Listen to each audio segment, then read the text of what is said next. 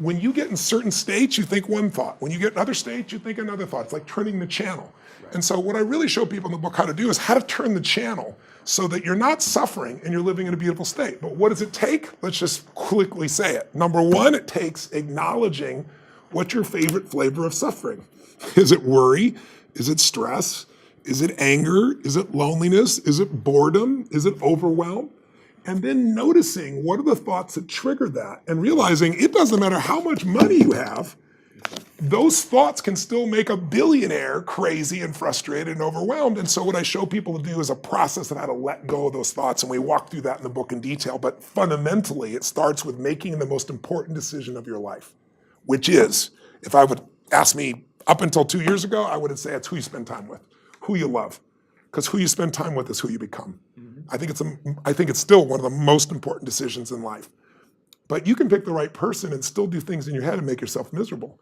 So you really have to decide. The most important decision is, do I want to be happy? Will I commit to being happy? More importantly than happy. Sometimes you'll be so happy you smile so much your face hurts, right? You need variety.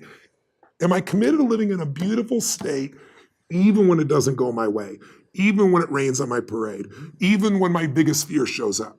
Because I can't control whether your husband or wife will live or die or get sick or leave you or get a divorce. I don't want any of that to happen to any human being. I hate suffering. I do anything I can to help people not suffer. But I can't control that. You can. There are people who have lost their arms, lost their sight. There have been people that have been through the most horrific experiences in life, and they found a way to still be happy because they've made the decision that life is too short to suffer.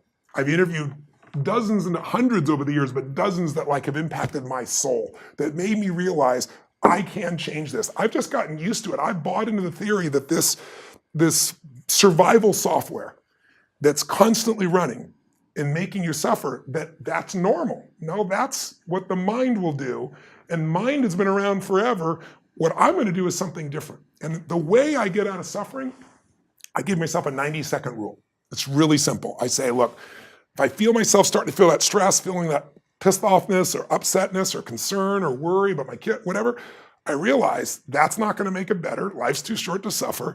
And then I just kind of breathe slowly, slow everything down, and I just watch the thought go by and go, look at that crazy thought. Because everybody's had crazy thoughts. Everybody's had the thought, I'm going to kill that son of a bitch, right? And then you don't kill them because you don't believe that thought. It's the thoughts that are stressful that you believe that mess you up.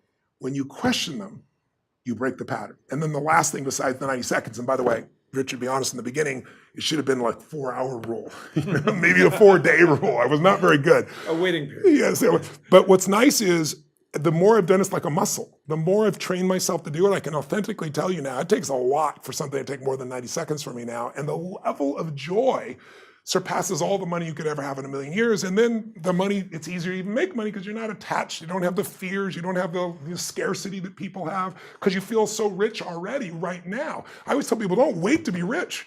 What is that richness? It's abundance, it's joy, it's happiness, it's contribution. It's getting out of yourself.